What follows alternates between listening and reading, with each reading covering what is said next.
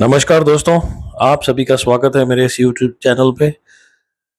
आशा करता हूँ आप सभी स्वस्थ होंगे, मस्त होंगे। जैसे कि दोस्तों हमने लास्ट वीडियो में कर्क लगन, सिंह लगन और कन्या लगन के बारे में पढ़ा। आज हम डिस्कस करेंगे तुला लगन और वृश्चिक लगन और धनु लगन। तो जैसे कि आप देख पा रहे हैं इस समय तुला लगन की कुंडली सामने है। यहाँ 7 लिखा हुआ है, 7 यानी तुला लग्न के जो स्वामी हुए वो शुक्रदेव, और तुला यानी कि बैलेंस, ये लोग संतुलित, न्याय, सामाजिकता, भावुक, और इनका सबसे बड़ा जो प्रॉब्लम है वो लोग, ये लोग चिंता बहुत ज़्यादा करते हैं। तो आइए पढ़ते हैं इनके बारे में। तुला लगन, इसमें ईस्ट देव, जैसे कि आप मैंने को बता ही दिया आपको, 5th हाउस के जो लॉर्ड होते हैं, 5th हाउस ये है, इसके लॉर्ड हैं शनि, यानी कि ये लोग शनि की या फिर भगवान शिव की पूजा कर सकते हैं। और इनका जो रंग होगा वो नीला, सफेद, हरा, ये इनके लिए शुभ रंग होगा। योग कारक सम और मारक, आइए देखते हैं। 7 नंबर यहाँ लिखा है तुला लगन, 8 यानी कि मंगल, वृश्चिक लगन। मंगल जो है अष्टम द्वादश सूर्य के हिसाब से अगर हम देखें तो मंगल देव इनके अति शत्रु हैं, तो ये मारक श्रेणी में आएंगे। और शुक्रदेव अपनी लग्न में है तो वो योग कारक में आएंगे। और उसके बाद धनु यानी बृहस्पति देव को तीसरा घर मिला, और ये भी बड़ी मेहनत का घर है, जैसे कि आपको मैंने बता रखा है। और भाई बहन साहस इसमें काफी होता, देखना पड़ता है, तो ये भी अधिक मेहनत का घर है। और बृहस्पति देव को एक घर और मिला, वो मिला छठा घर, जो कि घर अच्छा नहीं माना जाता।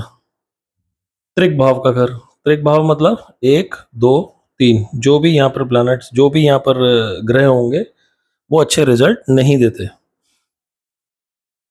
अब बृहस्पति देव यहाँ पे जो हुए वो मारक श्रेणी में आ गए, क्योंकि एक तो इनके अति शत्रु भी हैं, और इसीलिए हमने इनको मारक श्रेणी में रखा है। उसके बाद शनि देव चौथे घर पे, माता का घर, परिवार, वाहन, सुख सुविधाएं।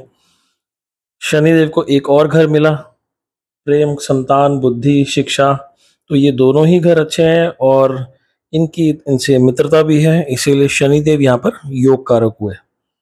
इसी तरह बृहस्पति देव के बारे में हमको बता दिया। मंगल देव को दूसरा घर मिला यहाँ पे, और मंगल देव को 7वां घर मिला। मंगल देव अति शत्रु भी हैं, और बिल्कुल विपरीत होने के कारण मंगल देव यहाँ पर हमने शुरू में ही मंगल देव को हमने यहाँ पे मारक श्रेणी में रखा था। ये जो घर है लाइफ पार्टनर का, बिजनेस का, पब्लिक डीलिंग का है। उसके बाद शुक्रदेव अपने ही लग्न के स्वामी हैं, लेकिन त्रिक भाव में भी एक दो और ये 3 त्रिक भाव में भी आए हुए हैं, लेकिन त्रिक भाव के रिजल्ट्स खराब नहीं देंगे, क्योंकि वो इस कुंडली के मालिक हैं, तो योग कारक हैं। इसीलिए यहाँ पर यानी दुर्घटना, आयु, रहस्य और खोज, कष्ट जो भी है वो यहाँ पे अच्छे रिजल्ट देंगे, बुरे रिजल्ट नहीं देंगे। फिर आएंगे हम 9वें घर में। यहाँ पर बुध देव को 2 घर मिले, एक भाग्य स्थान मिला और एक विदेश या विदेश सेटलमेंट का, मोक्ष का, हॉस्पिटल और व्यापार का घाटा। और ये घर बड़ा अच्छा है, ये त्रिभाव का घर है, अति मित्र है इनके। तो बुध देव यहाँ पे हम योग कारक की श्रेणी में रखेंगे। चंद्रमा देव को कर्म का स्थान मिला, प्रतिष्ठा का, पिता का, पेशा का, तो ये घर भी अच्छा मिला। हालांकि ये शुक्रदेव से इनकी बनती नहीं है, लेकिन फिर भी यहाँ पर हम इनको कुंडली में, क्योंकि ये कर्म का घर है, प्रोफेशन का घर है, तो यहाँ पर चंद्रमा जो देव है वो हम यहाँ पे योग कारक की श्रेणी में रखेंगे। सूर्य देव को लक्ष्मी स्थान मिला, लाभ, दोस्त, नेटवर्किंग, छोटी मोटी बीमारियां, तो ये सूर्य देव को मैं यहाँ पे सम कैटेगरी में रखूंगा।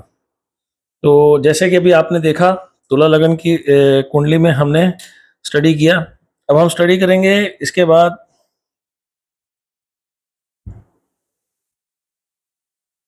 तुला लगन के बाद हम स्टडी करेंगे वृश्चिक लगन यानी कि मंगल देव। अब आप मंगल देव वृश्चिक लगन, वृश्चिक लगन में सबसे बड़ी इंपॉर्टेंट चीज क्या? तीव्रता, परिवर्तन, रहस्य, बुद्धिमान, जुनूनी, जिद्दी, साहसी और वफादार। मंगल देव यहाँ पे लग्न के स्वामी हैं। मंगल देव इनके हो गए योग कारक, और बृहस्पति देव दूसरे घर में अति मित्र, अष्टम द्वादश थ्योरी के हिसाब से भी योग कारक ग्रह में आएंगे बृहस्पति देव। बृहस्पति देव को एक और घर जो मिला, पहला घर जो मिला वाणी, परिवार, धन संपत्ति, भोजन, और दूसरा जो घर मिला वो संतान, प्रेम, बुद्धि, शिक्षा, तो ये दोनों ही अच्छे मिले और अति मित्र हैं, इसलिए बृहस्पति देव यहाँ पे योग कारक की श्रेणी में आएंगे। उसके बाद हम चलते हैं आगे। शनिदेव, शनिदेव को मिला तीसरा घर, मेहनत का घर, भाई बहनों का साहस का पराक्रम, और उसके बाद शनिदेव को एक और घर मिला, माता का घर, वाहन का घर, सुख सुविधाओं का घर। हालांकि अति शत्रु है, लेकिन ये दो घर, जो ये वाला घर है ये अच्छा मिला है और ये थोड़ा अधिक मेहनत का घर है, इसलिए शनिदेव को यहाँ पर हम सम कैटेगरी में रखेंगे कि ये न्यूट्रल रिजल्ट्स देंगे। उसके बाद बृहस्पति देव, बृहस्पति देव को यहाँ पर ईश देव, ये ईश देव का घर भी हुआ, यानी कि ये बृहस्पति विष्णु जी और शिव जी की पूजा कर सकते हैं। और बृहस्पति देव को एक घर और मिला, वो मिला दूसरा, जो मैंने आपको बता ही दिया था, दूसरा और ये पांचवा घर, ये दोनों घर अच्छे मिले तो बृहस्पति देव यहाँ पे हमने योग कारक की श्रेणी में रखे हैं। मंगल देव खुद कुंडली के मालिक हैं, लग्न के स्वामी हैं, तो मंगल देव त्रिक भाव में होने के बावजूद भी अच्छे रिजल्ट देंगे। त्रिक भाव मतलब 1 2 3 ये अच्छे घर नहीं माने जाते यहाँ पर, लेकिन मंगल देव हैं तो वो अच्छे रिजल्ट देंगे, या फिर यहाँ पे न्यूट्रल रिजल्ट देंगे। ये जो घर है शत्रु, ऋण, प्रतियोगिता और दुर्घटना का घर है। उसके बाद हम चलते हैं आगे, life partner, business, public dealing. Mangal Dev के जस्ट विपरीत शुक्रदेव, शुक्रदेव इनके अति शत्रु हैं, और शुक्रदेव को एक और जो घर मिला वो त्रिक भाव में मिला, जो कि विदेश में सेटलमेंट का, मोक्ष, हॉस्पिटल, जेल और घाटा, व्यापार में घाटा, तो ये घर अच्छा भी नहीं है और ये भी इनके शत्रु हैं, तो हमने इनको मारक की श्रेणी में रखा है। उसके बाद बुध देव को घर मिला दुर्घटना, आयु, रहस्य, अचानक बदलाव, खोज, कष्ट का। उसके बाद बुध देव को एक और घर मिला जो कि लक्ष्मी स्थान है, और दोस्तों का, नेटवर्किंग का, छोटी मोटी बीमारियों का।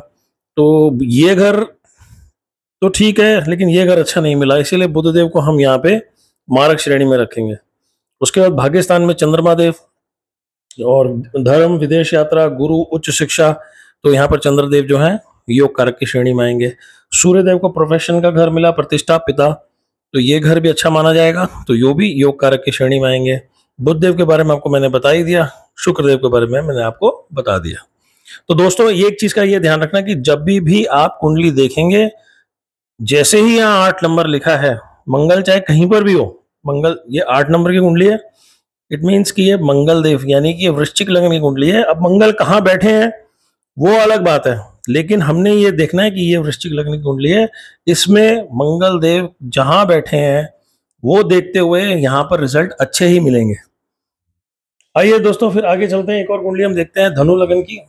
और धनु लगन यानी कि विस्तार, ज्ञान, आशावादी, साहसी, नेता, ईमानदार, वफादार, दयालु और उत्साह, ये बड़े उत्साही होते हैं।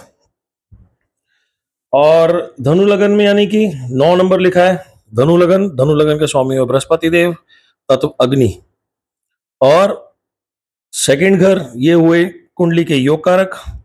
उसके बाद शनि देव को मिला दूसरा घर, ये तो आपको पता ही है, शरीर, व्यक्तित्व, आत्मविश्वास, जीवन की शुरुआत, सेहत, रंग रूप, ये यहाँ से देखा जाता है। दूसरा घर मिला शनिदेव को, शनिदेव को एक और घर मिला अधिक मेहनत का, और अष्टम द्वादश थ्योरी के हिसाब से शनिदेव जो यहाँ पर है वो मारक की श्रेणी में आएंगे। वाणी, परिवार, धन संपत्ति, भाई बहन, साहस, कला, लेखन, मीडिया, कम्युनिकेशन, ये 2 घर हैं। दोनों ही घर शनिदेव को अति मित्रता होने के कारण, शत्रुता होने के कारण, और अष्टम द्वादश थ्योरी के हिसाब से भी यहाँ पर शनिदेव मारक की श्रेणी में आएंगे। उसके बाद बृहस्पति देव को चौथा घर मिला जो कि माता का, परिवार का, सुख सुविधाओं का है। बृहस्पति देव को एक घर और मिला जो कि लग्न में ही है। अब ये केंद्र, ये 4 घर जो हम केंद्र के माने जाते हैं, और यहाँ पर बृहस्पति देव 2 घरों के मालिक हो गए। जैसे कि आपको मैंने पहले बताया था कि बुध देव एक की जो कुंडली थी उसमें भी, आप अगर आपको याद हो तो मैंने आपको बताया था मिथुन लगन में भी बुध देव जो है वो लग्न के स्वामी थे, इसीलिए उनको ये दोष नहीं लगता। यहाँ पर क्या दोष है, यहाँ पर बुधदेव दो जगह बैठे हैं, लेकिन केंद्र में लग्नपति ना होकर वो केंद्र में दो घरों में बैठे हैं, तो यहाँ पर इनको दोष लग जाता है। तो ये बुधदेव यहाँ पर तो हो गए खराब, अच्छे रिजल्ट नहीं देंगे। लेकिन बृहस्पति देव यहाँ पर अच्छे रिजल्ट देंगे, क्योंकि केंद्र वो लग्न के स्वामी भी हैं, और दो घर अगर केंद्र मिल जाए तो वो उनके रिजल्ट अच्छे ही होंगे, सदैव बुरे नहीं हो सकते। तो ये जो घर है वो माता, मैंने आपको बता ही दिया था, माता का घर है। परिवार, वाहन, सुख सुविधाएं यहाँ से देखी जाती हैं। उसके बाद मंगल देव को 5वां घर मिला। मंगल देव को एक घर और मिला जो कि 12वां घर है त्रिकभाव का, जो कि अच्छा नहीं है। लेकिन मंगल देव एक तो बृहस्पति देव के अति मित्र हैं, दूसरा मंगल देव को जो ये घर मिला संतान, प्रेम, बुद्धि, शिक्षा का, ये अच्छा घर मिला है। तो मंगल देव को यहाँ पर हमने योग कारक की श्रेणी में रखा है। उसके बाद शुक्रदेव को दो घर मिले, एक त्रिकभाव का छठा घर और एक लक्ष्मी स्थान। यहाँ पर हम क्या देखते हैं, शत्रु, ऋण, प्रतियोगिता और दुर्घटना। और यहाँ क्या देखते हैं हम, यहाँ लक्ष्मी स्थान है, नेटवर्किंग हो गया, छोटी मोटी बीमारी हो गई। तो ये स्थान थोड़ा सा कष्टदायक है, और ये लेकिन ज्यादा है। तो शुक्रदेव हमने यहाँ पे मारक श्रेणी में रखे। उसके बाद बुधदेव को मैंने आपको बता ही दिया कि केंद्र में एक से ज्यादा बार कोई ग्रह आके बैठ जाए तो वो अगर लग्न का स्वामी नहीं है तो उसमें केंद्रपति दोष लग जाता है, यानी कि दो घर होने के कारण वो अच्छे रिजल्ट नहीं देगा। तो आप इसको सम में रख सकते हो, क्योंकि बुध जो है वो बृहस्पति देव के साथ इनकी मित्रता है, तो आप इनको सम में रख सकते हो। तो मैंने इनको सम में रखा है। कई लोग इनको सम में नहीं रख के मारक की श्रेणी में रखते हैं, लेकिन मैंने इनको सम में रखा है। उसके बाद चंद्रमा देव को घर जो मिला है, ये जो घर है बुध देव को जो मिला, ये लाइफ पार्टनर का, बिजनेस का, पब्लिक डीलिंग का है। उसके बाद जो चंद्रमा देव को घर मिला वो दुर्घटना, आयु, रहस्य, अचानक बदलाव, खोज और कष्ट का, वो चंद्रमा देव को अच्छा नहीं मिला। तो यहाँ पर हम चंद्रमा देव को मारक की श्रेणी में रखेंगे। उसके बाद भाग्य स्थान में सूर्य देव हुए, विदेश की यात्रा हो गई, गुरु, उच्च शिक्षा, ये अच्छा घर मिला। तो सूर्य देव यहाँ पे हमारे योग कारक की श्रेणी में आ गए। बुध देव के बारे में आपको मैंने बता ही दिया, शुक्र देव के बारे में आपको मैंने बता दिया, और मंगल देव के बारे में भी आपको मैंने बता ही दिया। दोस्तों मेरी आपसे रिक्वेस्ट है कि मेरे चैनल को प्लीज सब्सक्राइब कर लीजिए। अगर किसी के कोई क्वेश्चन है प्लीज अपने कमेंट्स में मुझे क्वेश्चन लिख के दे दीजिए। अभी मैंने अपना कोई कॉन्टैक्ट नंबर या ईमेल आईडी ऐसा नहीं दिया है। अभी मैं छोटी छोटी वीडियोस बना रहा हूँ, जैसे जैसे कमेंट्स आते जाएंगे धीरे धीरे फिर मैं अपना नंबर भी दूंगा। लेकिन फिलहाल जो मुझे जानते हैं, जिनको मैंने वीडियोस अपनी भेजी हैं, वो लोग अपनी क्वेरीज मुझे भेज रहे हैं, और मेरी उनसे रिक्वेस्ट है कि थोड़ा सा मुझे टाइम दें, तो मैं आगे उनकी कुंडलियाँ देखूंगा। और फिलहाल मेरे आप सबसे रिक्वेस्ट है कि आप मेरे इस चैनल को सब्सक्राइब कर दीजिए। बहुत बहुत धन्यवाद। नमस्कार। जय श्री राम।